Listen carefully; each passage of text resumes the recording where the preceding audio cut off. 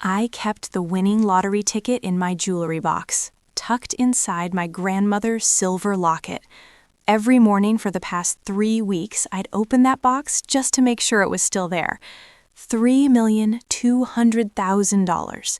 The numbers were burned into my memory. 7, 14, 23, 31, 42, and Mega Ball 9. I hadn't told a soul. Not my bridge club, not my neighbor, Mrs. Henderson, and certainly not my son, Nathan. Especially not Nathan. The ticket sat there like a secret, like a test I didn't know I was giving until the moment I needed to. It was a Thursday afternoon when Nathan showed up at my door. I was making tea in my small kitchen, the same kitchen where I'd raised him alone after his father left when he was 6. The same kitchen where I'd stretched every dollar, packed his school lunches, celebrated his acceptance to college with a grocery store cake. I hadn't seen him in 18 months. The knock was tentative. When I opened the door, there he stood, with Cassandra, his wife of 4 years. They both had that carefully arranged smile people wear when they want something.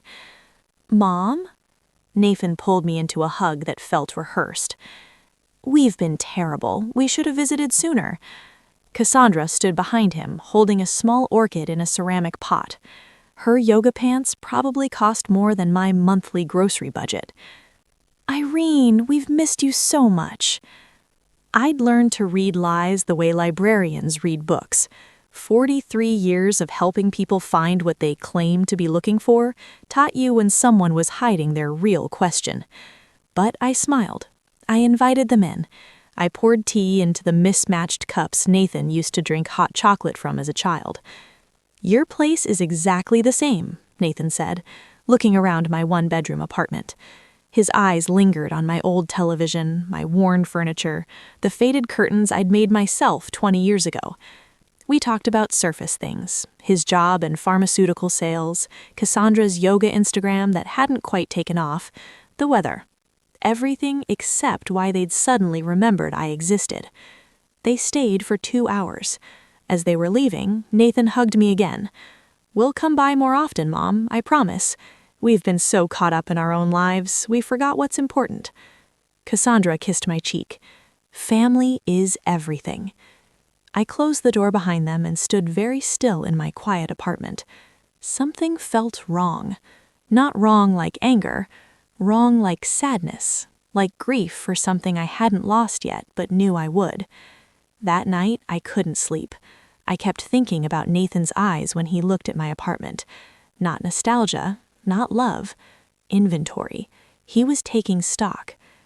They came back 3 days later, then again 5 days after that. Then it became twice a week. Nathan would bring takeout, though I noticed he never asked what I wanted. Cassandra would talk about her day, her followers, her goals, but never asked about mine. During their 4th visit, I excused myself to use the bathroom. I left the water running but stood quietly by the door, listening. "How much longer do we have to keep this up?" Cassandra's voice, low and impatient. "As long as it takes." Nathan, barely a whisper. "These property values in this neighborhood are insane now. This building is going condo. She's sitting on a gold mine and doesn't even know it. She lives like she's poor. Does she even have any savings? There has to be something. She worked for 43 years. Where did all that money go?" "Well, certainly not on this furniture." Cassandra's tone was sharp. "My skin crawls every time I sit on that couch." "I know, baby. Just a little longer. We need her to trust us first." I flushed the toilet, ran the water, looked at myself in the mirror. My hands were shaking.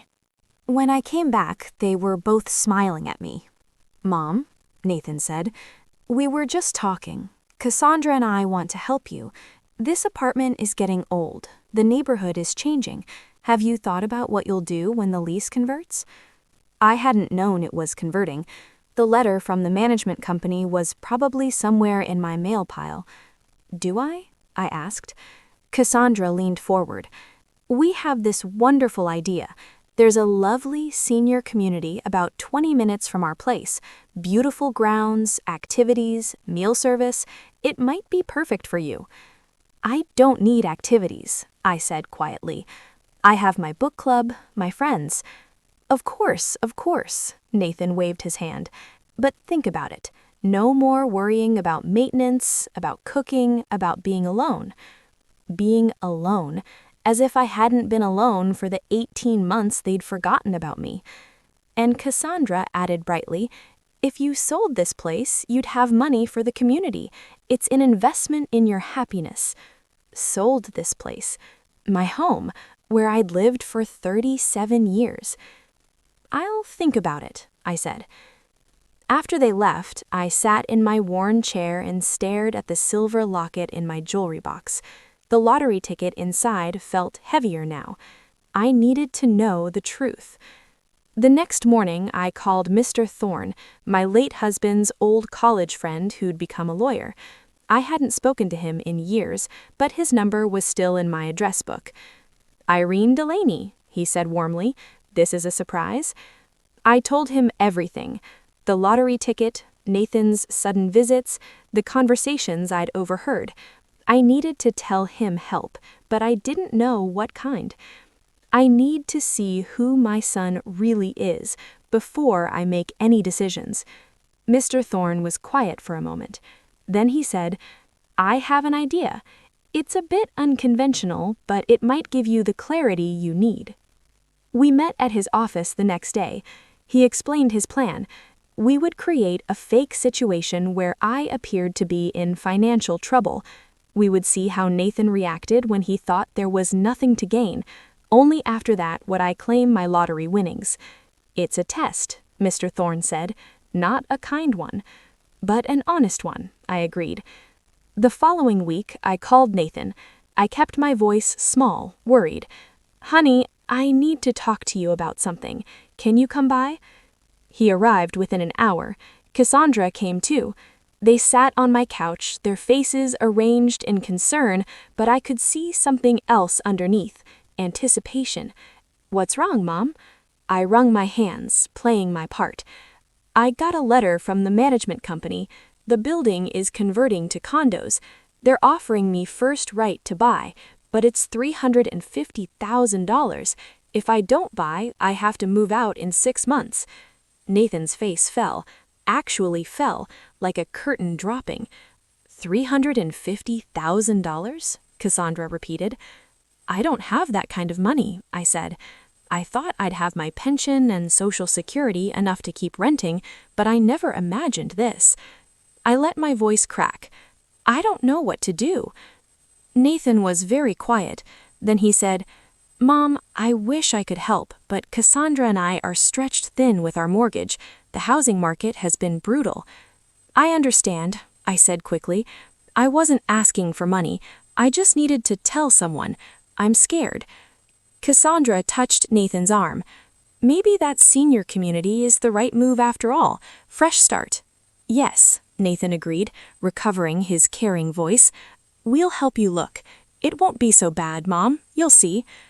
They left 20 minutes later. I heard Cassandra as they walked down the hall. Thank God. Can you imagine if she'd asked us for $350,000? Nathan laughed. Actually laughed. She'd have better luck winning the lottery. I stood at my door until I couldn't hear them anymore. Then I opened my jewelry box and held my grandmother's locket. Inside, the lottery ticket crinkled softly. The next day, I went to Mr. Thorne's office. We had work to do. The Lottery Commission verified my ticket on a Tuesday morning. They took my picture with one of those giant checks. I chose to remain anonymous in the press. The money would be in my account within 2 weeks. After taxes, lump sum, I'd have more than $1.9 million. Mr. Thorne helped me set everything up. We found a perfect 2-bedroom condo in a beautiful complex 40 minutes away, overlooking a lake. We arranged movers, we set up a new bank account at a different branch, we made sure everything was careful, quiet, invisible. I didn't tell Nathan. For 3 more weeks, I played the worried mother. Nathan and Cassandra visited twice, always steering the conversation to senior communities, to downsizing, to accepting reality. They brought brochures, they had phone numbers for moving companies. They were so helpful. During one visit, Cassandra's phone rang. She stepped into my bedroom to take the call, leaving the door slightly open. I heard her clearly. "No, trustable, it's happening. She's going to have to sell or move anyway. Once she's in that facility, the condo is ours. Nathan's an only child. It'll pass to him eventually." Eventually, as if they were waiting for me to die. The best part is she thinks we care. Nathan is so good at the devoted son act. Another month and she'll be signing whatever we put in front of her. I walked to my bedroom door. Cassandra was facing the window, her back to me. I cleared my throat. Cassandra spun around, phone still at her ear. Her face went white. "I have to go," she said into the phone and hung up. "Irene, it's not what you think. Get out of my house." My voice was calm, dead calm. "You don't understand what you heard. Get out. Take Nathan with you, now." Nathan appeared in the doorway. "Mom, what's going on?" I looked at my son. I'd raised him alone. I'd worked 2 jobs to put him through college. I'd gone without so he could have. And here he stood, a stranger wearing my son's face. "You need to leave," I said. "Both of you." Cassandra grabbed Nathan's arm. "Nathan, let's just go." "Mom, talk to me." "There's nothing to say. You've made everything very clear." After they left, I sat down and cried. Not for the betrayal, I'd already processed that. I cried for the son I thought I had, the one who existed in my memories but nowhere else. Then I dried my eyes, called my movers, and confirmed our date. Moving day was a Saturday. Nathan called 14 times. I didn't answer. He showed up at my apartment, but the movers were already loading furniture. He stood in the hallway while I supervised. "Mom, please, let's talk about this." "There's nothing to talk about." "Where are you going?" "That's not your concern anymore." "I'm your son." I looked at him then, really looked at him. "No," I said quietly, "you're a stranger who happens to share my DNA. A son would have cared whether I was scared. A son would have helped without expecting inheritance. A son would have loved me even if I had nothing. It's not like that. It's exactly like that.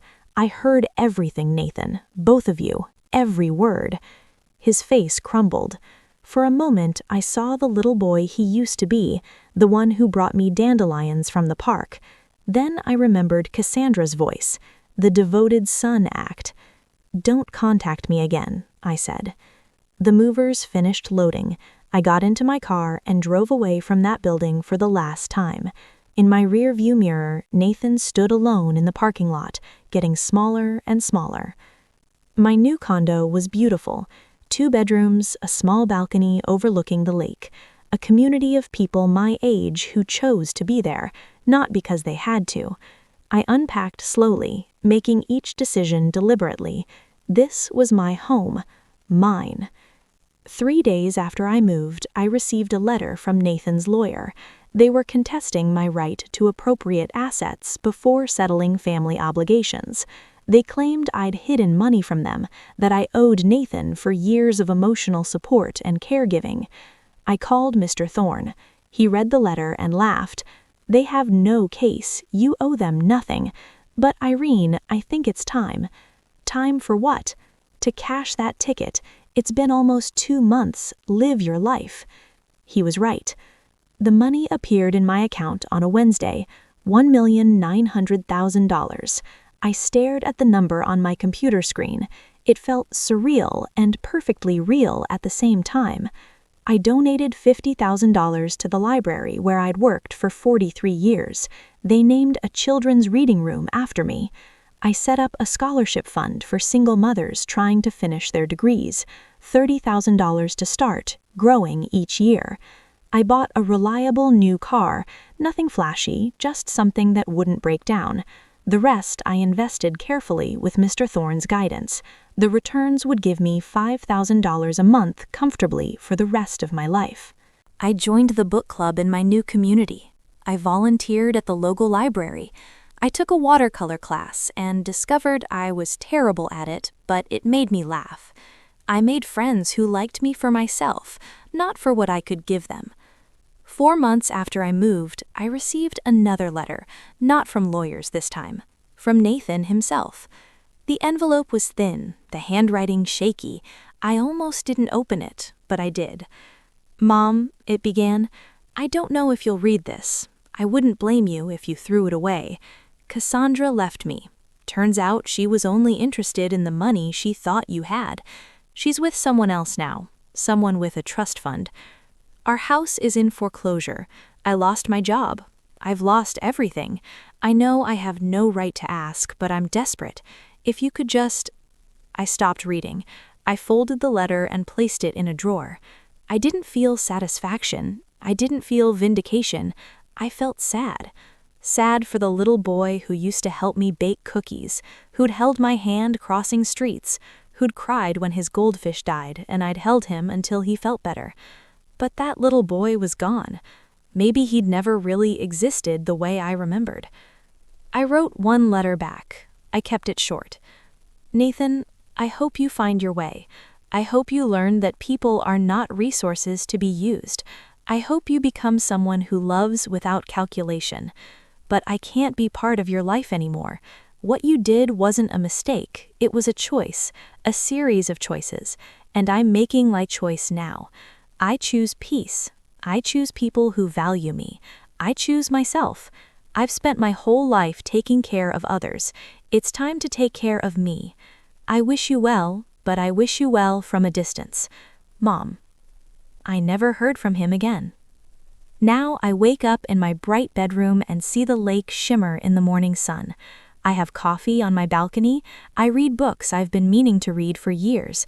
I laugh with friends who chose to be in my life. I volunteer with kids who remind me why I loved being a librarian. I think about the lottery ticket sometimes, how $3 million didn't change my life. Discovering the truth about Nathan did that. The money just gave me the freedom to act on what I'd learned. People ask me sometimes if I'm lonely, living by myself. I always smile. "I'm alone," I tell them, "but I'm not lonely. There's a difference. Being alone means you're by yourself. Being lonely means you're with people who make you feel empty. I spent 18 months being lonely while Nathan ignored me. Now I'm alone, but surrounded by genuine warmth. I know which one I prefer." My grandmother's silver locket sits on my dresser now. The lottery ticket is gone, long since claimed and processed, but the locket remains, a reminder of what matters. Family isn't always blood. Family is the people who show up, who care when there's nothing to gain, who love you at your worst and celebrate you at your best. Nathan taught me that, just not in the way he intended. Last week I bought a small sailboat, nothing fancy, just enough for one person and maybe a friend. I'm taking lessons. At 68, I'm learning to sail. My instructor laughed when I told him my age. "Better late than never," he said. I thought about that. Better late than never. I've spent my whole life being practical, being responsible, being what everyone needed me to be. Now I'm being what I want to be, and what I want to be is free. Some nights I sit on my balcony and watch the sunset paint the lake in colors I could never capture in my terrible watercolors. I think about the choices I've made, the son I lost, the life I found. I don't regret my choice, not for a moment. Because here's what I learned. Sometimes the greatest inheritance we can leave isn't money or property. It's the lesson that love cannot be bought, demanded, or expected. It must be given freely, or it means nothing at all.